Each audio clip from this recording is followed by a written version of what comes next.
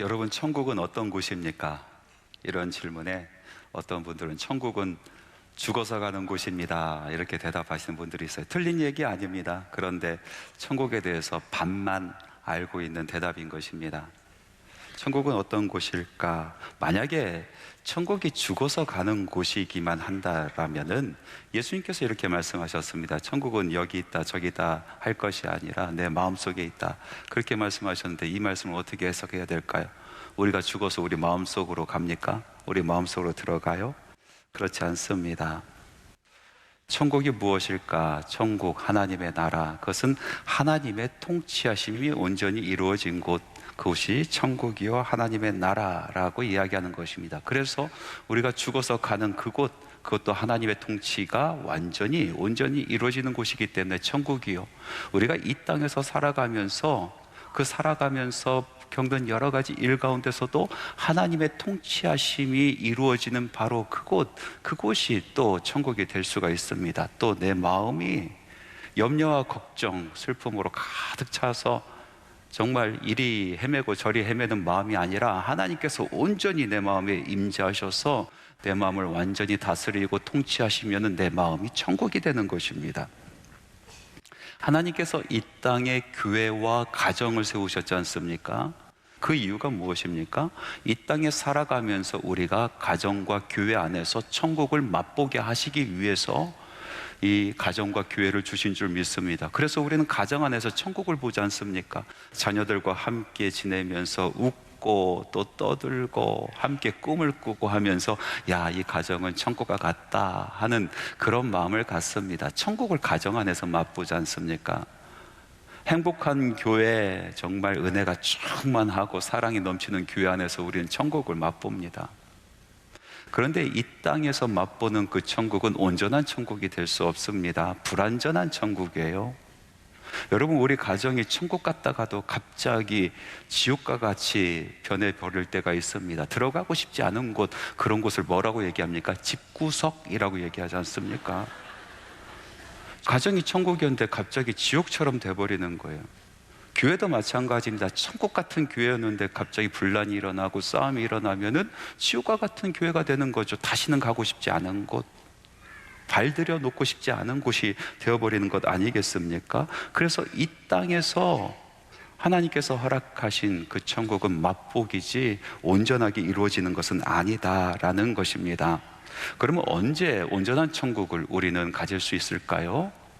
언제 우리는 온전한 천국을 맛보며 살아갈 수 있을까요? 그것은 우리 주님께서 다시 오시는 마지막 때에 가서 우리 하나님께서 온전히 이 땅을 통치하시는 바로 그때입니다. 사탄 마귀의 세력이 쫓겨나가서 무저갱에 갇히고 하나님의 통치하심이 완전하게 온전하게 임하는 바로 그것이 완전하고 온전한 천국이 되는 것입니다.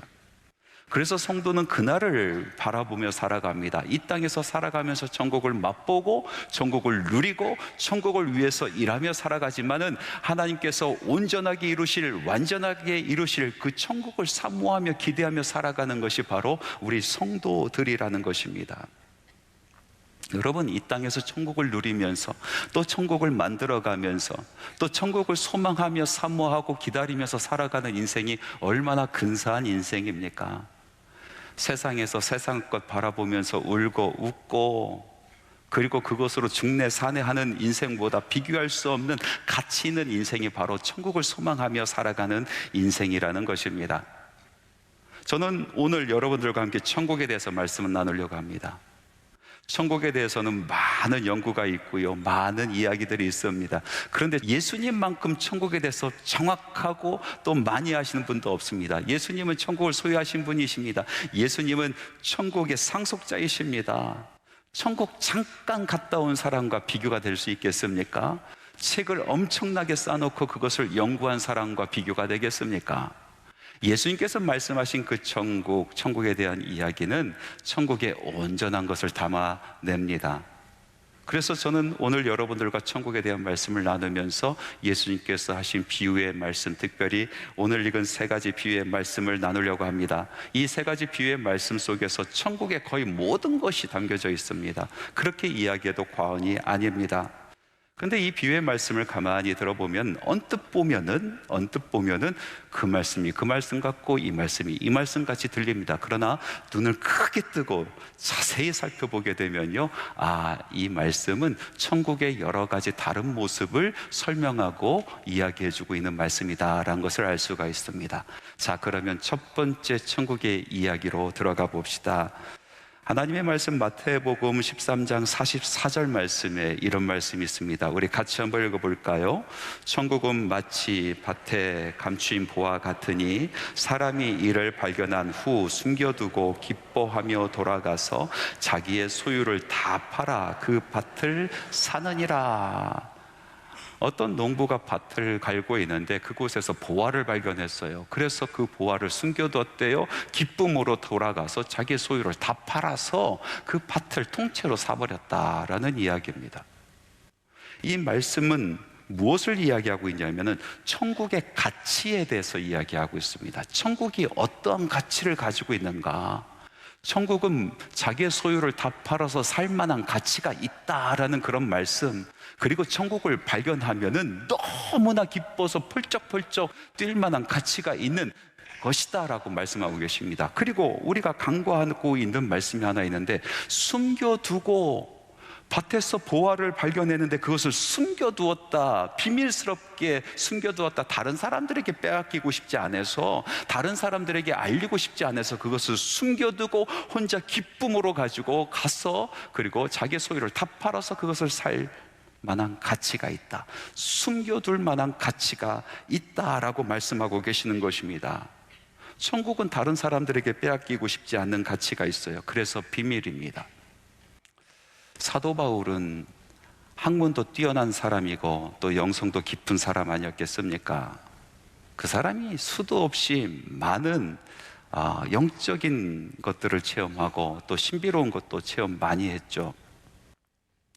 그런데 바울 서신을 보면은 자기가 체험했었던 그 신비로운 것, 이 천국을 맛보는 것 같은 그런 놀라운 사건들에 대해서 그다지 많이 언급하고 있지 않습니다. 그것을 비밀로 두는 거예요. 그는 심지어 3층 천을 경험한 사람이다. 하늘의 하늘, 세 번째 하늘까지 올라갔다 내려온 사람 아니겠어요? 그런데 그 말씀을 전하면서도 그는 자기가 그렇게 했다라고 얘기 안 합니다. 한 사람이 그런 경험이 있었다라고만 전하고 있습니다. 왜 그렇습니까? 비밀이기 때문에 그래요.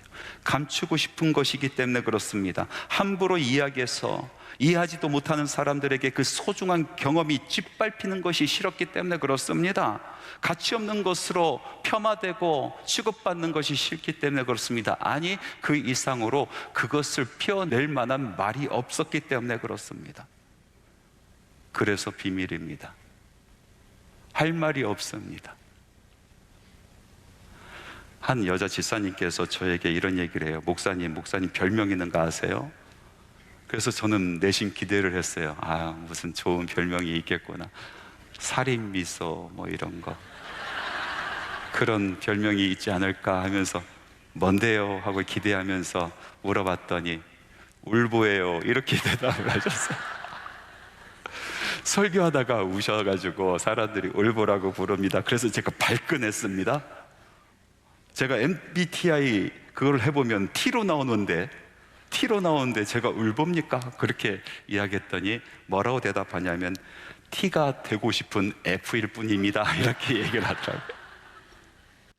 T든 F든 제 인생을 돌아보고 제 신앙을 돌아보면 전 참 이성적인 사람이었습니다. 앞뒤가 맞지 않는 것을 참 힘들어하고 괴로워하는 사람입니다. 그래서 따져 묻고 논쟁하기 좋아하고 물어보기 좋아하고 깊이 골똘히 생각하는 것을 참 좋아하는 사람입니다. 그러다 보니까 이 영적인 세계의 신비적인 경험들이 제 신앙생활에서 하나 둘씩 떠나가기 시작합니다. 메말라지기 시작했습니다. 어느 순간 깨달았습니다. 하나님께서는 나의 생각을 넘어서 계시는 분, 내가 이해하는 것보다 훨씬 더 크신 분, 그거 넘어서 역사하시는 분인데 내가 내 생각에 하나님을 가두지 않았을까?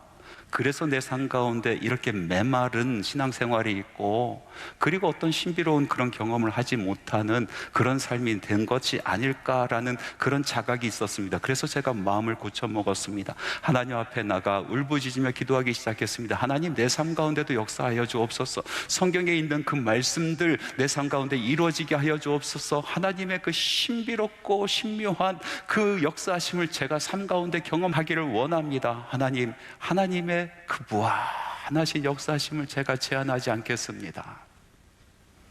그런데 놀랍게도요, 그렇게 하나님 앞에 매달린 이후로 제 신앙생활이 완전히 달라지기 시작합니다. 하나님께서 삶 가운데 역사하시기 시작하는 거예요. 기도 가운데 신비로운 것을 보여주기 시작하는 것입니다. 많은 하나님의 뜻을 보여주기 시작하는 것입니다. 그 이야기를 풀어내자면요, 한 보따리도 부족합니다. 그런데 말하지 않습니다. 너무나 소중하기 때문에 함부로 이야기하고 싶지 않습니다. 그 기이한 하나님의 역사하심을 사람들이 이해하지 못하고 그만 발로 밟아버릴까봐 말하지 않습니다. 비밀입니다. 이런 찬양이 있지 않습니까? 예수 오 그 이름 나는 말할 수 없네. 그 이름 속에 있는 비밀을, 그 이름 속에 있는 사랑을, 그 사랑을 말할 수 없어서 그 풍부함 표현 못해서 비밀이 되었네. 그 이름 비밀이 되었네. 비밀입니다. 말할 수 없어요. 그만큼 가치가 있어요. 표현할 수가 없어요. 누군가 찾아와서 그 경험이 무엇입니까? 그 만남이 어떠했습니까? 제 짧은 혀로 도무지 말씀드릴 것이 없습니다. 너무나 소중해서 함부로 꺼내놓을 수 없습니다. 단지 그것을 생각하면 내 마음이 너무나 기쁘고 내 마음이 너무나 뜨거워지고, 생각하면 생각할수록 눈물 나는 사건입니다. 소중해서 꺼내놓을 수 없습니다. 여러분들에게 이렇게 이야기하고 있었습니다. 경험해 보십시오. 그거밖에 없습니다. 맛보십시오. 가져보십시오. 찾아보십시오. 두 번째, 예수님께서 천국에 대한 이야기를 하시면서 이런 비유의 말씀을 하십니다. 마태복음 13장 45절에서 46절 말씀입니다. 우리 같이 한번 읽어볼까요? 또 천국은 마치 좋은 진주를 구하는 장사와 같으니 극히 값진 진주 하나를 발견하매 가서 자기 소유를 다 팔아 그 진주를 사느니라. 비유의 말씀에 보니까 한 진주 장사가 있습니다. 값진 진주를 찾아 나서는 그런 장사인데, 방방곡곡 세계 곳곳을 다니다 보니까 정말로 귀중한 진주를 발견하게 되었어요. 그래서 자기 소유를 다 팔았대요. 그리고 그 진주를 샀답니다. 이 말씀을 가만히 들어보면 방금 전에 이야기한 천국은 마치 밭에 숨겨진 보화와 같다라는 말씀과 똑같은 말씀 아닌가, 그렇게 생각이 드는데, 여러분 말씀을 자세히 보면은 다른 말씀입니다. 천국은 밭에 숨겨진 보화와 같다와 똑같은 말씀이 된다라면은 천국은 마치 좋은 진주와 같다라고 말씀하여야 돼요. 그런데 여기는 좋은 진주라고 얘기하지 않고 천국은 마치 좋은 진주를 찾는 장사와 같다라고 말씀하시는 거거든요. 그것을 찾는 장사치와 같다라고 말씀하십니다. 이 말씀은 천국을 소유하는 방법에 대한 말씀인 것입니다. 어떻게 그 가치 있는 것, 어떻게 그 숨기고 싶은 그런 가치가 있는 이 천국을 내가 가질 수 있는가, 그 소유에 대한 방법에 대한 이야기를 이야기하고 있는 것입니다. 여러분, 천국을 갖기 위해서는 무엇 하라 하십니까? 다 내려놓으라는 것입니다. 다 팔아버리라라는 것입니다. 그래서 그것을 붙잡으라라는 것입니다. 여러분, 내려놓고 좋은 것, 천국을 붙잡으면요, 다른 차원의 세상이 열리기 시작하는 것입니다. 여러분, 좋은 것을 갖기 위해서는 먼저 내려놔야 되는 거예요.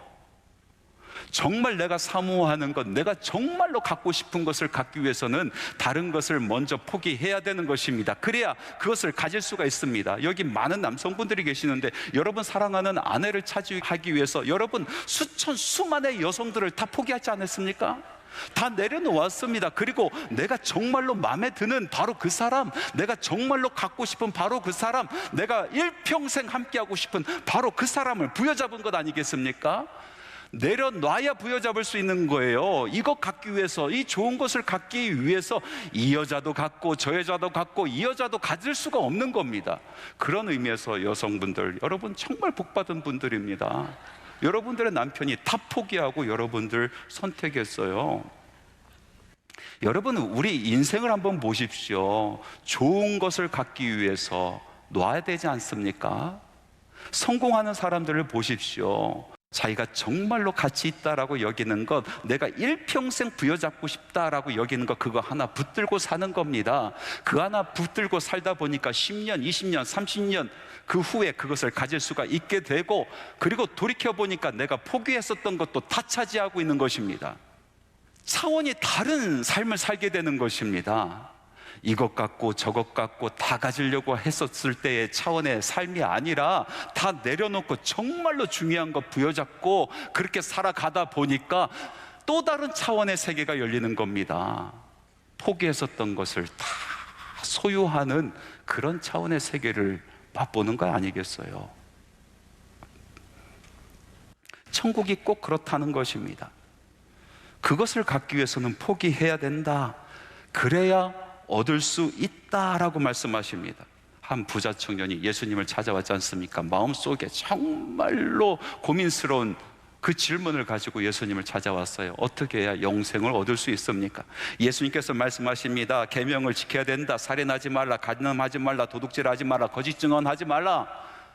주님, 제가 그 모든 것을 다 지켰습니다. 제가 이것도 지켰고 이것도 지켰고 이것도 지켰고 다 지켰습니다. 그렇게 이야기했더니 예수님께서 마침내 예수님의 본래 하고 싶은 말씀을 하십니다. 내가 온전하고자 할진대 가서 내 소유를 팔아 가난한 자들에게 주라. 그리고 나를 따르라. 먼저 포기하라. 예수를 잡기 위해서는 먼저 포기하라. 천국을 소유하기 위해서는 먼저 포기하라. 네가 지금까지 가지고 왔었던 거, 그거 없이는 못 살 것 같다라고 생각했었던 그 모든 것을 내려놓으라라고 말씀하시는 것입니다. 그렇게 천국을 갖고 그렇게 예수를 갖게 되면은 또 다른 차원의 세상이 열려지게 된다라는 말씀 아니겠습니까?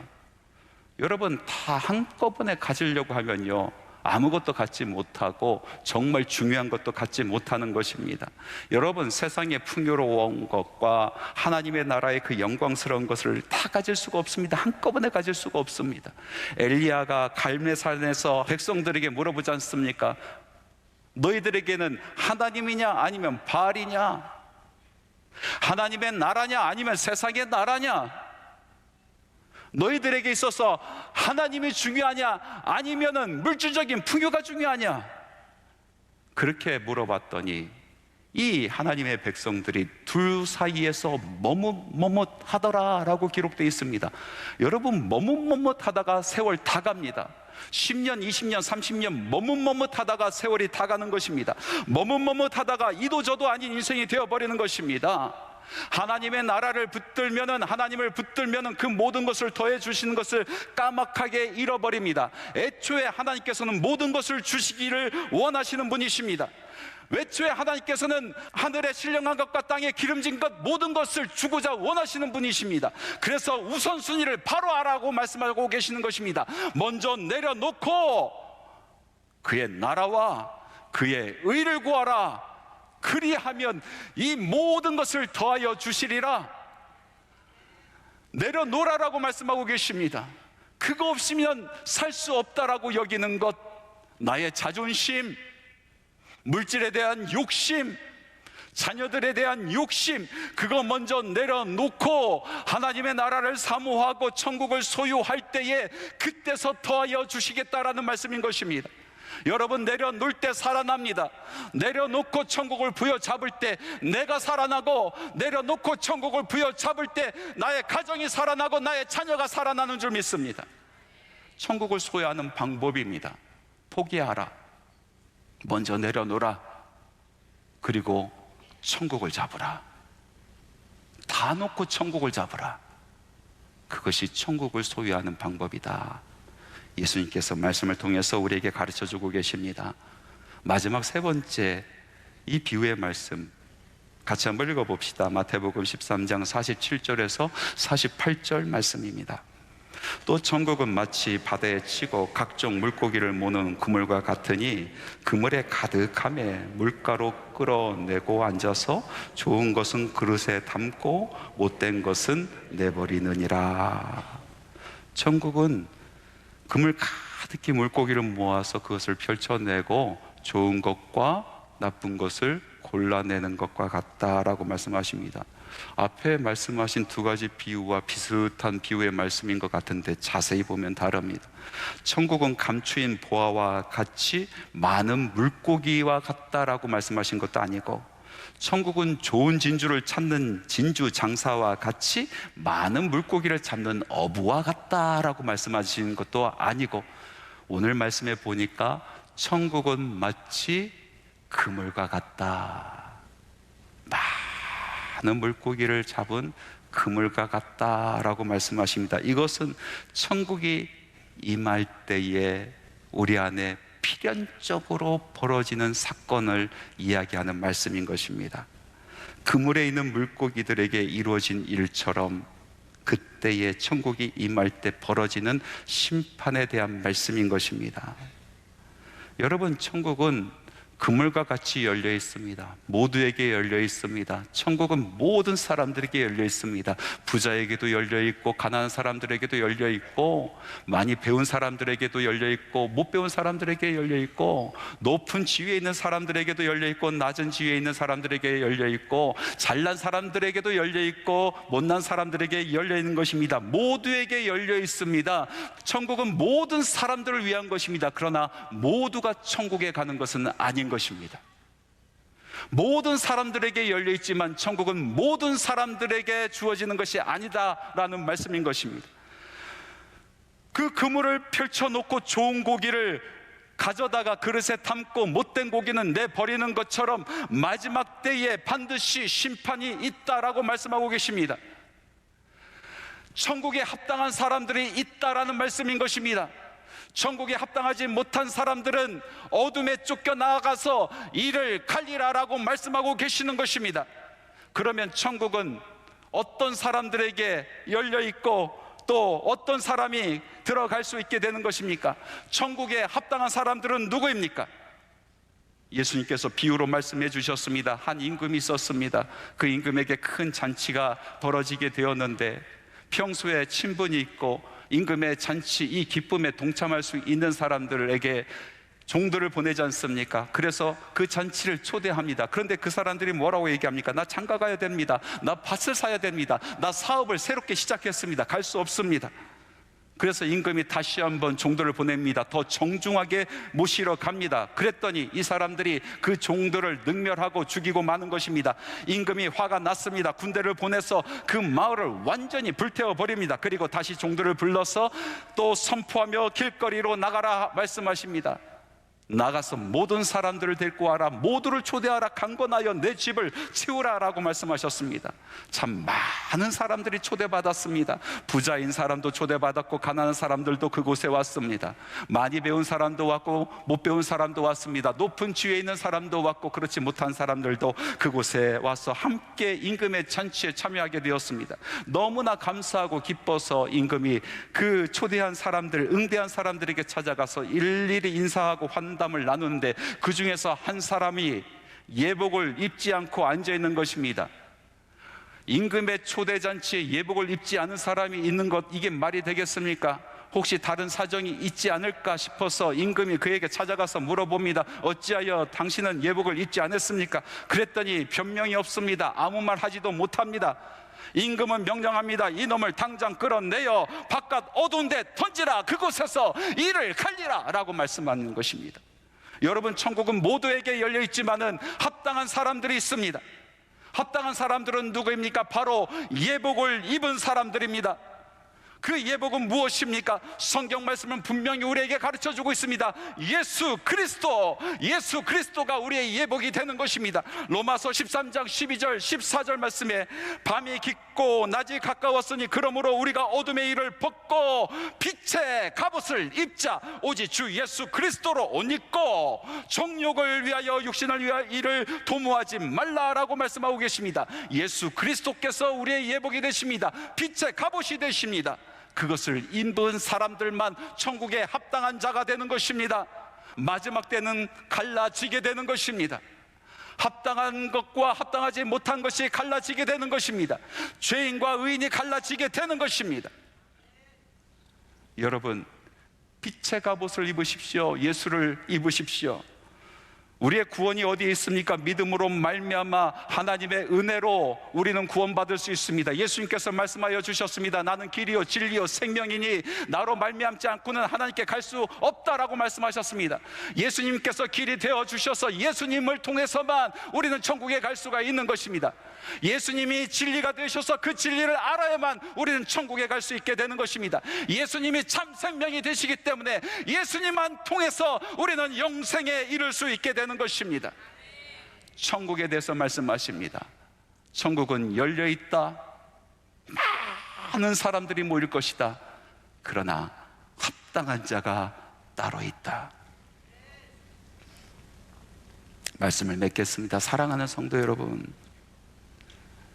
저는 여러분들이 이곳에 모여서 예배하는 것이 너무나 즐겁습니다. 여러분 한 분 한 분을 주일마다 만나는 것이 너무나 기쁨이 됩니다. 그러나 저에게는 더 큰 소원이 있습니다. 우리 모두가 빛의 갑옷을 입고 예수로 옷 입고 천국에서 만나는 겁니다. 천국에서 여러분들의 얼굴을 보기를 소원합니다. 여러분, 천국을 소유합시다. 여러분의 심령 가운데 천국이 임하기를 바랍니다. 여러분의 가정 가운데 천국이 임하기를 바랍니다. 여러분, 사랑하는 우리 한국교회, 교회마다 천국이 임하기를 소원합니다. 나의 조국, 이 나라에 천국이 이루어지기를 소망합니다. 오늘 예수님께서 말씀하여 주셨습니다. 천국은 아무에게도 알리고 싶지 않을 정도로 그 정도의 가치가 있다. 또 말씀하십니다. 천국은 자기 것을 다 포기하고 먼저 포기하고 천국만 잡아야 되는 것이다. 천국은 활짝 열려 있으나 아무나 들어갈 수 있는 것이 아니다. 두렵고 떨린 마음으로 이 말씀을 새기고 우리 삶 가운데 천국을 맛보고 천국을 누리고 또 천국을 만들고 천국을 소망하며 살아가는 저와 여러분 되기를 간절히 바랍니다.